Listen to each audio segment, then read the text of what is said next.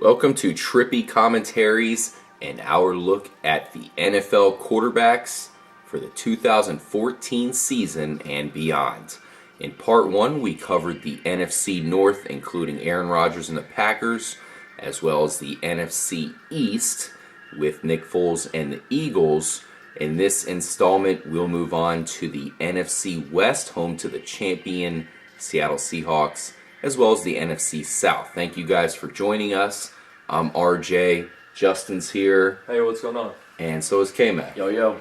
So let's go ahead and start off with the San Francisco 49ers. 1 year removed from a Super Bowl. They were extremely close to making it back last season. Yeah. Colin Kaepernick is the guy there. Man, strange season from him last year. He didn't run as much as we thought because apparently I guess he was injured. So we should see him running more this year. Do you like Colin Kaepernick this year? Yeah, I mean, I kind of like when he doesn't always try to run. He's got the ability to run, but I think they need him more as a passer. And it's another guy that I feel is going to be another contender next year. He does get it done in the clutch. He's kind of proved that to us. Now, unfortunately, came up short at the in the NFC Championship last year, but generally does come through when the team needs. I mean, he led that team back that was pretty much all their main players were getting injured. Led them back and almost still won that game. So threw the pick at the end. Yeah, as I said, I mean, it came up a little short on the last play, but other than that, he's going to have another good season, and 49ers will be right back in contention for that conference. Definitely. Man, I got to say, I definitely want to see him run more. I mean, like you were saying, they need him to pass the ball. But that said, he can pick up some really key first downs via that run game. What are you looking for from Cap this year, Justin? Well, as far as hype goes, he has lived up to it. You know, he's been to 3 straight NFC championships. Yeah. He was within 1 touchdown pass of winning the Super Bowl, like 6 inches. So probably. close. So there are some questions of whether he can make that clutch pass in the future. He's taken him this far. Can he take the final step to get a Super Bowl? Mm-hmm. He has all the tangibles. You know. He can throw the ball 60, 70 yards in the air, like spot on. He's got Bolden, who was a huge addition for that team. Yeah. I'm thinking Crabtree should be healthy. Crabtree should be healthy this whole season. Hopefully they can add another weapon to what they've got. Frank Gore's getting up there in age. Mm-hmm. Vernon Davis still on the squad. One of the best tight ends in the game. Yeah. I'm expecting big things out of them. Plus, he's got one of the best defenses. You know, they got his back. Oh, yeah. That's what's going to lead them back to the playoffs for the 4th consecutive year. Yeah, Colin Kaepernick's a gladiator, and he's a guy with a lot of fight, and he certainly has proved himself in the playoffs. Maybe not with the ultimate championship victory, which we really want to see from him, but he's certainly got some very impressive victories. Russell Wilson, speaking of impressive victories, this guy is an NFL champion in only his 2nd NFL season. This is a guy I think is really going to improve even more, as crazy as it sounds. I think at this point we don't really view him as one of the best quarterbacks in the NFL, even though he is the champ.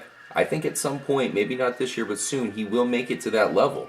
What do you think, Kyle? I don't think we'll see that level because I don't think, it depends if he stays in the same offensive system. The offensive system is not to have him put up huge numbers. Right. It's more to have him manage a game, complete the passes they need, control the clock, let Marshawn Lynch do his thing on the ground. Let the defense do their thing, too. So the only thing I can see here is that if Percy Harvin is healthy at the start of the season, maybe a good, healthy Percy Harvin all season long is going to help boost his numbers up a little bit. They lose Golden Tate, but I feel they really didn't use him the way he probably should be used. Kind of underutilized him a little bit. I think they have other weapons. He's not going to have a problem there. I see another, like I said, this conference now used to be the worst. You used to have teams that were barely 500, if not even 500, getting to the playoffs. Yeah. Now they're all of a sudden like the best. These 2 teams that are going to be competing. It's going to be interesting to watch. I like Wilson's charisma. He's got that X factor. When you see him on TV, he's got that positive message. Yep. It comes across well. Good guy. It's a good role model for young kids as opposed to a lot of other NFL players getting in trouble a lot of the time. Yep. And I agree with you about this system. He allows him to scramble. He's got an accurate arm, but not nearly as powerful as Kaepernick. So you're not going to be expecting deep passes. Having Harvin back for a full year is really going to improve his prospects of becoming that, quarterback, like you were saying, RJ. I feel he's smarter than Kaepernick as well. I've always heard nothing but positive things on how smart he is, how well he knows the game, and that's I think another reason he knows that he doesn't need to make these big, ridiculous passes. He's not going to make the throw where it's a risky situation. He knows that he can just keep moving the sticks, let Marshawn Lynch do his thing, let his playmakers make plays, and just manage the game like you're supposed to. Kind of the quarterback position is supposed to be. Obviously, the NFL now, it's very pass-heavy, but I feel he knows when he can check off. If he doesn't like what he sees in the pass, he's going to give it to Marshawn Lynch, let him pound it, because come fourth quarter, these defenses get beat down. He's doing something right. If he's got 28 wins in his first 2 seasons in a Super Bowl, you cannot top that. Sure, definitely. It doesn't hurt to have that good of a defense, great coaching staff. Man, Russell Wilson certainly has a lot of tools to make him a great quarterback in the future. So let's move on to Carson Palmer and the Arizona Cardinals. We have to say, for as good as Palmer looked last season, this guy's probably only has maybe 1-2 seasons max of high caliber football in him. So perhaps Arizona should look into getting one of these quarterbacks in the draft. But this year, Carson Palmer, I think, should be pretty decent. He's got Larry Fitzgerald. That's always a good thing. And they are looking to improve the offensive line. Well, Carson Palmer was always good until, he had the knee injury. After he came with the knee injury, that's when he really fell off. Yeah, that hurt him. Returning from that, and maybe it's just taken a while for him to actually get healthy and start feeling good about playing football again. We saw, a huge change in him last year. I still felt he's still kind of missing what Arizona needs to kind of come through, like we were saying earlier in the earlier videos, that clutch moment to be able to come through for his team. But he's got one of the best wide receivers in the game still. So I like the running game. I like Arizona's offense, and like I said, this whole freaking division here this conference is just getting stronger and stronger. They're stacked. Yeah, the NFC West is stacked. The Cardinals had a great season last year. They were 10-6, I think, and they missed the playoffs because the 49ers and the Seahawks were ahead of them. They actually did not beat the Seahawks at home at the end of the year. Yeah. So there's a lot going for them. They're riding the momentum. The new coach Bruce Arians, he really brought the team back from what it was under Ken Wisenhunt. Yep. They need to invest in a quarterback for the future, though, I'm telling you, because they need to pick from one of these 5 or 6 guys. Unfortunately, they had a great year, which means their draft pick's going to be later. Maybe they trade up. We'll see. I think you bring in one of these guys that they feel they can develop after a couple seasons and have Carson Palmer play for another year or two, and then maybe try to mix them in. Yeah, maybe a Zach Mettenberger type, somebody, because Carson Palmer would definitely be a good guy to teach the ropes to one of these youngsters. Right. So we'll see what happens there. But that said, Carson Palmer is primed for at least one more solid season. He's got some good weapons around him. We like Andre Ellington, the young running back, who is also a good receiver. That's going to help Carson out. Yep. Man, here's a guy I have some serious question marks about. Yep. Sam Bradford for the St. Louis Rams. I mean, this guy I never really was a believer in coming out of college. I just really couldn't see him being an elite NFL quarterback, but I also am hearing a lot of people who still really believe in him. And I'm hearing that the front office of the St. Louis Rams really believes in this guy. They added Kenny Britt to try to add one more big body to free up Tavon Austin. Yeah. Do you have any optimism when it comes to Sam Bradford, Justin? Well, if I'm the Rams, you have to have optimism. Bradford was one of the last top draft picks to get one of those overblown contracts, $50 million or something, crazy guaranteed money. Yeah. So they're hoping it's going to work out for him. Before he got hurt last season against Carolina, he was having a good year. He was statistically among the top guys at the time. It was only maybe halfway through the year. Didn't even notice. So, exactly, but it was under the radar because you don't expect things from him. So if he's going to come back and make a statement and cement his spot and get an extension with the Rams, he's going to have to do it this season. Well, I think he's been kind of a victim to his offensive line. They need to definitely draft, an offensive lineman. They need maybe 2, 3, maybe get some guys in the later rounds. They really need to build his offensive line, give him time. They have a pretty good offensive line, and if you add, like you were saying, 2 more guys, then big time offensive line. Right, but missing 2 guys in your offensive line is crucial, and obviously he's he was victim to that last year, getting injured. Let's see how he comes back. Let's see how well he's able to perform. He definitely has weapons. I like this offense. We'll see if Bradford can step up. Maybe the Rams will add another offensive weapon with that 3rd pick that they got from the Redskins. Yep. Is it the RG3 deal, I believe? Yeah, absolutely. Mike Evans is one of the guys that a lot of people are looking at. I'm all of a sudden hearing that they might go Watkins. If they go Watkins, having him possibly for Bradford, that would be huge. Because they could probably get one of the good offensive linemen at that second. They could. But I'm hearing all of a sudden that most people really think they're going to go safety with that second first-round pick they have, because I guess that's a desperate spot they need. They really need a safety. Right. So if they don't get a receiver there, in that first pick, and they get a safety with a second one, they're really going to have to depend on Kenny Britt and Tavon Austin. So we'll see how that goes. There's a few guys they could get in their second round. Yeah, that's what I was going to say. Or they add one of the other guys. So we'll see what happens there in St. Louis. That's an interesting team to look at with Sam Bradford. Yeah. Not sure if we're believers of him, so we'll see what happens. Let's move on to the NFC South. Josh McCown was picked up by the Tampa Bay Buccaneers. He looked absolutely fantastic last year with the Chicago Bears. He had a couple really good wide receivers, so he made the most out of that. Yeah. Now coming to the Buccaneers, he's going to have pretty good stable of running backs, Vincent Jackson, and still a work in progress there with the offense. This is a very mysterious guy here, Kyle. Yeah, RJ, I mean, that's what I'm wondering now what the Bucs are going to do, because they just got rid of Mike Williams, traded him to Buffalo for a 6th-round pick.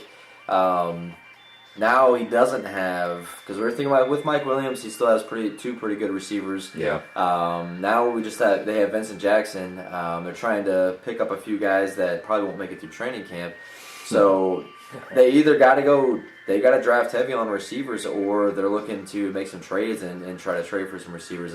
They have to do something to help out Josh McCown, because obviously last year having the 2 receivers he had in Brandon Marshall and Alshon Jeffries made a huge difference in his success. I mean, I'm not saying they had everything to do with it, because he's the one throwing the ball, but I like Josh McCown. I think he's one of those guys that knows a lot about the game. Kurt Warner even said that he learned more from Josh McCown when he was starting over him, Josh McCown's knowledge that he gave him, than anything else that he's had in the NFL. So maybe that with Glennon, because I think they still like Glennon. They haven't dropped and they've looked to move him. But I think they know he's not ready yet to be, an NFL starting quarterback. A year or two under McCown, maybe Glennon is the quarterback that, for the Bucs' future. Maybe. I see really good things out of McCown too, man. I think he can make the most out of his top receiver, Vincent Jackson. Maybe the Bucs are able to add a Sammy Watkins or another one of those big-time receivers to the crew. And I do like McCown this year. I think that's going to be one of those guys that surprises people. We've seen some good football out of him this year. He's still, just from the eye test, he still looks like one of those guys who is built to be a really good quarterback, even at his age. He hasn't taken too much tear in the past here. He's still pretty fresh. What do you think about Josh McCown this year, Justin? Do you think he can come through for the Buccaneers? I think you guys pretty much covered everything I was going to say, so I don't have a whole lot to add to that. Being 34 and he does not have a lot of wear and tear, he's going to unfortunately find that he's not going to have Alshon and Brandon Marshall catching these ridiculous passes. So unless the Bucs upgrade, 2 or 3 receivers here and go high in the draft with somebody like Watkins or Evans, it's going to be a little bit more of a struggle for him. Lucky for them, it is certainly a good draft that they can do that in. Right. Let's move on, and just to finish off with the Bucs, we have heard things that are kind of giving us hints that they might indeed draft a quarterback here. So just because they have McCown, that doesn't mean, say Manziel falls, I think they get Manziel. That would be an interesting situation because it would be someone sitting behind McCown, but that's still a possibility. I think either 3 of the big, 3 quarterbacks in the draft, Bridgewater, Bortles, and Manziel. I think if one of them falls, there's a chance they take him, but I don't know. I could easily see the Bucs even looking to trade back to draft a receiver later than their pick that they have right now. So let's talk about Matt Ryan for the Atlanta Falcons. Still has a lot of good football in him. Very good stable of wide receivers here. If Julio Jones and Roddy White can just stay healthy, they'll be in good shape. No more Tony Gonzalez here, but this guy's got a lot of good football ahead. What can you say about Matt Ryan this season, K-Mac? Well, I mean, RJ, when I look at the Falcons last year, losing Julio Jones, your number one playmaker on offense, that really hurt their offense bad. And even with Roddy White, he's getting a little older. Really, he's more of a compliment now to Julio Jones. But without Matt Ryan being able to throw to those guys for most of the season, it hurt him. But I mean, he still had a decent season for what he had. Obviously the team did horrible. A lot of improvements need to be made on that offense. But I think when he has those two receivers back, we're going to kind of see the Matt Ryan of old. He's a pretty good playmaker, can make the big throws, but another one of those guys that I kind of question, can he come through in the clutch for his team always? Yeah. They certainly have a lot of holes there in Atlanta that seems like they're trying to fix some, but they lose Tony Gonzalez. Yeah. Matt Ryan's still outstanding, and if Julio Jones can just stay healthy, Matt Ryan's going to be an upper echelon quarterback once again, that's for sure. Now, we've come to Carolina and Cam Newton. This is a team that really needs to get some weapons for their guy here. They say, oh, we're interested in Deshaun Jackson. Oh, never mind, no, we're not. All these other guys, and, we don't know what they're going to do. What do you think needs to happen here in Carolina for Cam Newton to just take that next step, Justin? Well, he's going to have to get some good players around him, and the GM, bungled that situation. How many receivers did they lose? It seemed like they didn't try to get Ted Ginn back. Not at all. Or Brandon LaFell, and these are guys that... Steve Smith It takes time to build a rapport with your receivers, and that the timing and the routes and everything, and you're going to bring in a whole new, slew of receivers to try to work that in one offseason with Cam Newton. Yeah, plus, he's coming off ankle surgery. Exactly. It's not boding well this season for Cam Newton. He's obviously their franchise face. He's going to be there for the next 5 to 10 seasons. Mm-hmm. Yep. But this and the running back they're not very deep at running back, and the offense sputtered in the playoffs, as you saw when they matched up against a solid defense. Yeah. I can see that happening again. A lot of questions there.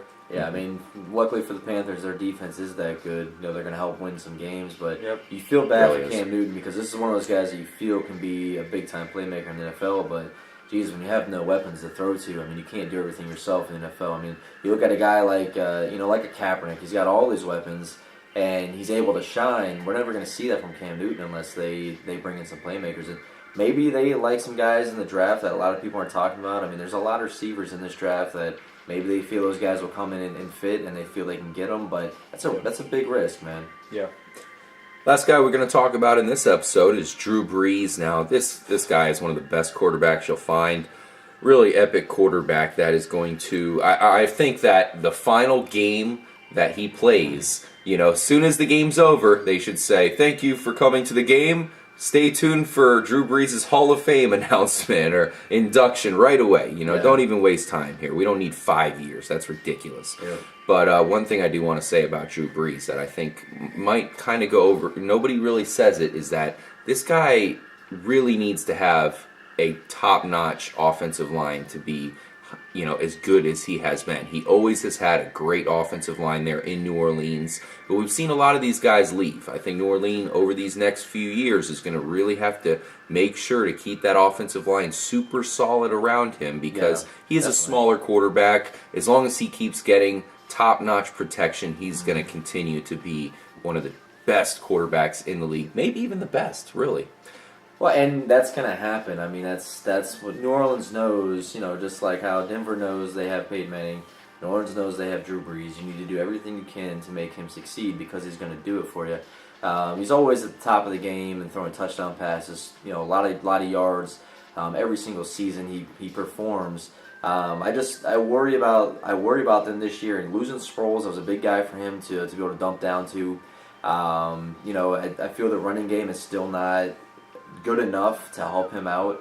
A lot of teams are going to start figuring out they're just going to sit back and they're going to let him make the throw and react on the passes, and not worry so much about the run game. That's going to hurt Drew Brees, but he is that good to where he's going to find a way to make it happen. And really, with Drew Brees' accuracy, every receiver's open to him, so he's always going to have big numbers. Yeah, so accurate, man. Drew Brees might be the most accurate quarterback in the league. This guy just amazes me. He really does. All right, so to sum up on Drew Brees there, Justino. Yep. Fantastic season, I think we're expecting. Oh, no doubt. He's going to put up the numbers. He fits passes in the tightest holes that you could ever imagine.